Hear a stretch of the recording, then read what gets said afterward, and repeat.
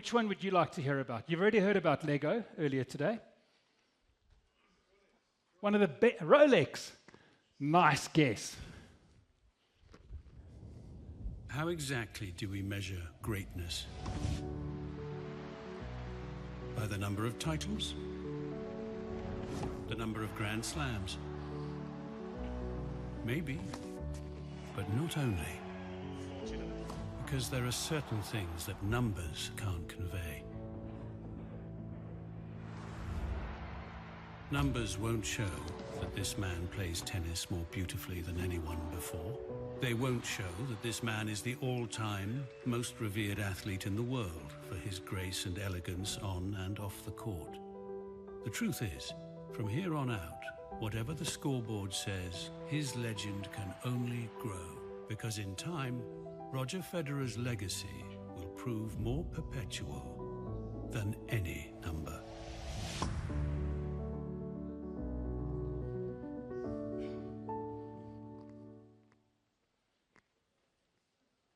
Who's the greatest? Yeah.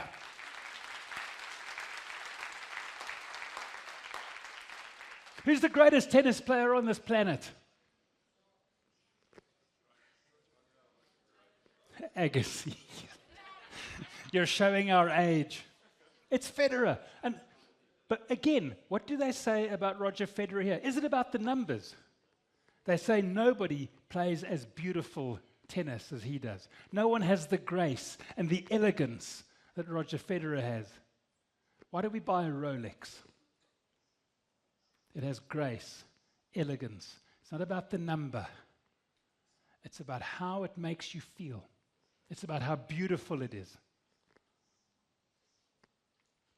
Again, nothing about the watch in that advert. Nothing about the technology, the price, the way it's made, Swiss engineering perfection. None of that. It's all conveyed through this aspirational goal of, if I wear that watch, I could be like that. He's the greatest tennis player who's ever lived. Not by the numbers, that's Djokovic, right? But by the whole package. Who he is, what he says, how he plays, what he looks like. Has he ever been involved in controversy? No. How many rackets has he broken as a professional tennis player? None. Not one. Djokovic is on 54 and counting. Right? So how do we build a trust?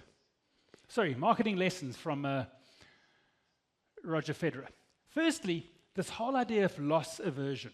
So most of marketing is traditionally around drawing people into your product, exciting them by the product, what it can do for them, and it's about winning and gaining something.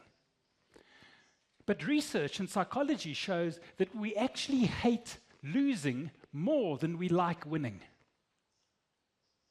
And so the normal person will look at a Rolex and go, man, I'd really love one of those, but it costs $50,000.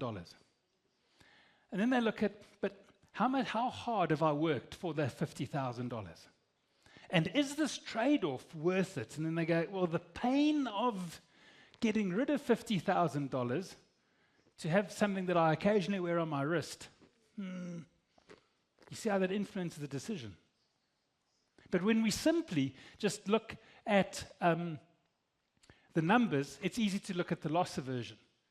So we don't look at the numbers. Rolex doesn't publish the numbers. Nowhere in a Rolex advertisement does it say, get yours today for 15% off, now only $42,000.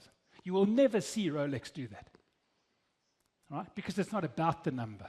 If you're buying one of those, it's not because you can barely afford it, it's because $50,000 is not a thing for you.